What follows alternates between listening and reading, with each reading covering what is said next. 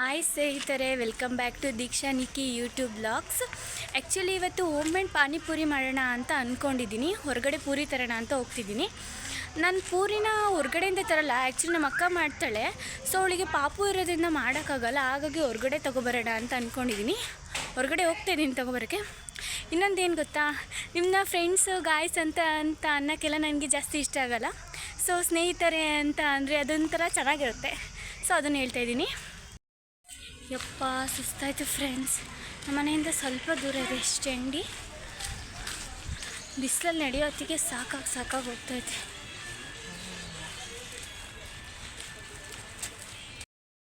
Finally ಅಂಗಡಿ ಹತ್ರ reach ಆಗಿದ್ದೀನಿ. ಇವಾಗ ಪೂರಿ ಪರ್ಚೇಸ್ ಮಾಡಬೇಕಷ್ಟೇ. ಹೋಗ್ತಾ ಇದ್ದಾಳೆ ನನ್ನ ತಂಗಿ.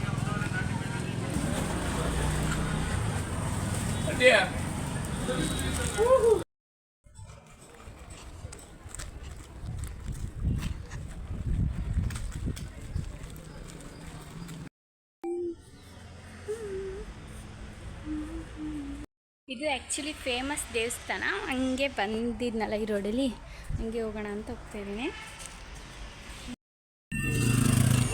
ಸೊ ಸ್ನೇಹಿತರೆ, ಇವಾಗ ಮತ್ತೆ ಮನೆಗೆ ಹೋಗ್ತಾಯಿದ್ದೀನಿ. ರೋಡ್ ಪಾಸ್ ಮಾಡ್ತಾಯಿದ್ದೀನಿ.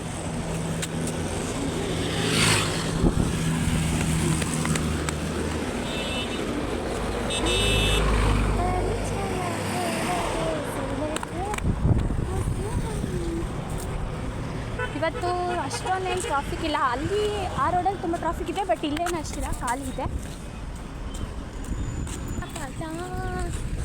ಸುಸ್ತಾಯಿತು ಸ್ನೇಹಿತರೆ. ಇವತ್ತಂತೂ ಸಿಕ್ಕಾಪಟ್ಟೆ ಓಡಾಡಿದೆ ಅನಿಸುತ್ತೆ. ತುಂಬ ದಿವಸ ಆಯಿತು ನಾನು ಈ ಥರ ಹೊರಗಡೆ ಎಲ್ಲೂ ಹೋಗಿಲ್ಲ. ಹೋಗ್ತಿದ್ದೆ ಬಟ್ ನೆಟ್ಕೊಂಡು ಎಲ್ಲೂ ಹೋಗ್ತಿರ್ಲಿಲ್ಲ. ಬೈಕಲ್ಲಿ ಕಾರಲ್ಲಿ ಹಿಂಗೆ ಹೋಗ್ತಿದ್ದೆ. ಸಿಕ್ಕಾಪಟ್ಟೆ ಕಾಲು ನೋವ್ತಾಯಿದ್ದೆ. ಮನೆಗೆ ಹೋಗೋಷ್ಟೊತ್ತಿಗೆ ಸಿಕ್ಕಾಪಟ್ಟೆ ಸುಸ್ತಾಗಿ ಹೋಗುತ್ತೆ ಇನ್ನೂ ಜಾಸ್ತಿ. ಸೊ ಇವಾಗ ಫೈನಲಿನ ಇಂಗ್ರೀಡಿಯೆಂಟ್ಸ್ ಎಲ್ಲ ತೊಗೊಂಡು ಬಂದಿದ್ದೀನಿ. ಪೂರಿ ಕೊತ್ತಂಬರಿ ಮತ್ತು ಲೆಮನ್ ಇಷ್ಟು ತೊಗೊಂಡ್ಬಂದಿದ್ದೀನಿ. ಇವಾಗ ಮನೆಗೆ ಹೋಗಿಬಿಟ್ಟು ನಮ್ಮ ಅಕ್ಕ ಮತ್ತು ನಾನು ಸೇರಿ ಇಬ್ಬರು ಮಾಡಿ ವ್ಲಾಗ್ನ ಅಪ್ಲೋಡ್ ಮಾಡ್ತೀನಿ. ಹೇಗೆ ಮಾಡಿರ್ತೀನಿ ಅಂತ ನಿಮಗೂ ಕೂಡ ತಿಳಿಸ್ಕೊಡ್ತೀನಿ. ಆ್ಯಕ್ಚುಲಿ ನಾನು ಯಾಕೆ ಹಿಂಗೆ ಮಾತಾಡ್ತಿದ್ದೀನಿ ಅಂದರೆ, ಸಿಕ್ಕಾಪಟ್ಟೆ ಸುಸ್ತಾಗಿಬಿಟ್ಟಿದ್ದೆ ಬಿಸಿಲಲ್ಲಿ ನಡೆದು.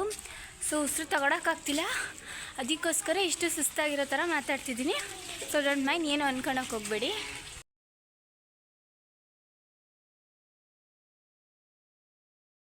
ಓಕೆ, ಫಸ್ಟು ಪಾನಿ ಮಾಡ್ಕೊಳ್ಳೋಣ. ಅದಕ್ಕೆ ಬೇಕಾಗಿರೋದು ಕೊತ್ತಂಬರಿ, ಸ್ವಲ್ಪ ಪುದೀನ, ಆಮೇಲೆ ಮೆಣಸಿನ್ಕಾಯಿ ಒಂದು 5ರಿಂದ 6, ಆಮೇಲೆ ಸ್ವಲ್ಪ ಶುಂಠಿ ಒಂದು 2 ಪೀಸು, ಆಮೇಲೆ ಒಂದು 10 ಮೆಣಸು, ಆಮೇಲೆ ಸ್ವಲ್ಪ ಜೀರಿಗೆ, ಆಮೇಲೆ ಒಂದು ಗೆಡ್ಡೆ ಬೆಳ್ಳುಳ್ಳಿ. ಸರಿ, ಇದಷ್ಟನ್ನು ಇವಾಗ ಮಿಕ್ಸಿ ಮಾಡ್ಕೊಳ್ಳೋಣ.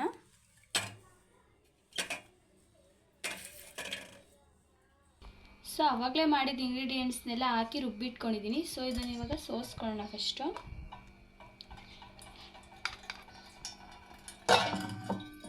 ಅದನ್ನು ನೀಟಾಗಿ ಸೋಸೋ ಜಲ್ಡಿಯಲ್ಲಿ ಸೋಸ್ಕೋಬೇಕು.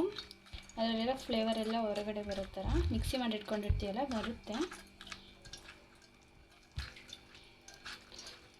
ಇದ್ರ ಜೊತೆ ಸ್ವಲ್ಪ ವಾಟರ್ನ ಆ್ಯಡ್ ಮಾಡ್ಕೋಬೇಕು. ಇವಾಗ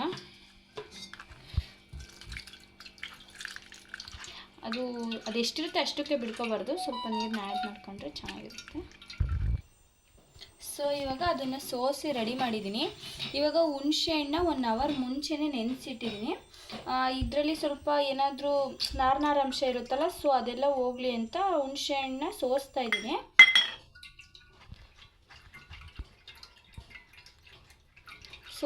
ಯಾವುದೇ ಆಗಲಿ ಸೋಸಿ ತಿನ್ನಬೇಕು ಐಟಮ್ನ, ಏನೇನು ಇರುತ್ತೆ ಅಂತ ಗೊತ್ತಾಗಲ್ಲ. ಇವಾಗ ಹುಣಸೆಹಣ್ಣು ಆ್ಯಡ್ ಮಾಡ್ಕೊಂಡಾಯಿತು. ನಿಮಗೆ ಎಷ್ಟು ನೀರು ಬೇಕೋ ಅಷ್ಟು ನೀರನ್ನ ಆ್ಯಡ್ ಮಾಡ್ಕೊಳ್ಳಿ.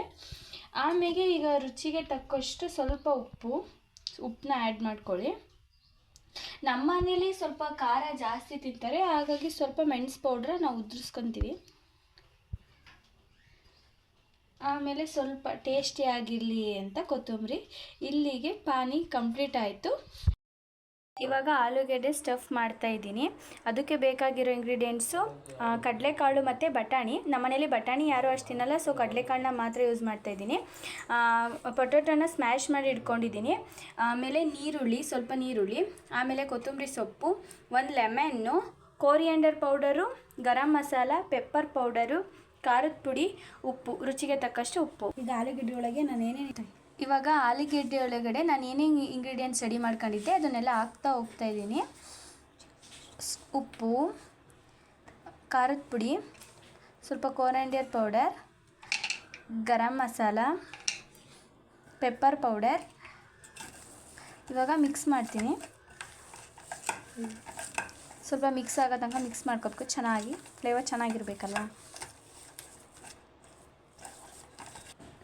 ನೆಕ್ಸ್ಟ್ ಇವಾಗ ಈರುಳ್ಳಿ ಸ್ವಲ್ಪ ಆ್ಯಡ್ ಮಾಡ್ಕೊತಾ ಇದ್ದೀನಿ. ನೆನೆಸಿ ಕೂಗಿಸಿರೋ ಕಡಲೆಕಾಳು, ಸ್ವಲ್ಪ ಕೊತ್ತಂಬರಿ, ಸ್ವಲ್ಪ ಲೆಮನ್, ಇಷ್ಟನ್ನು ಆ್ಯಡ್ ಮಾಡಿಕೊಂಡು ಮತ್ತೆ ಮಿಕ್ಸ್ ಮಾಡ್ತಾಯಿದ್ದೀನಿ. ಇವಾಗ ಆಲೂಗೆಡ್ಡೆ ಸ್ಟಫ್ ಕೂಡ ರೆಡಿಯಾಗಿದೆ. ನಿಮಗೆ ಆವಾಗಲೇ ಹೇಳಿದ್ದೀನಿ ಪೂರಿ ಹೋಮ್ ಮೇಡ್ ಅಲ್ಲ, ಹೊರ್ಗಡೆಯಿಂದ ತರ್ತಿದ್ದೀನಿ ಅಂತ.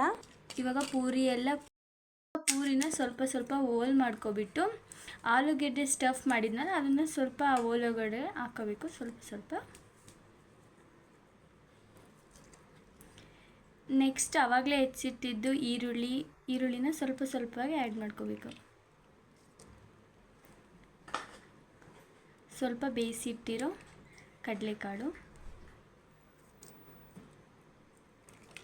ಸ್ವಲ್ಪ ಕೊತ್ತಂಬರಿ, ಇದೆಲ್ಲ ಸರ್ವ್ ಮಾಡೋಣ. ಆವಾಗಲೇ ಮಾಡಿರೋ ಟೇಸ್ಟಿ ಪಾನಿ.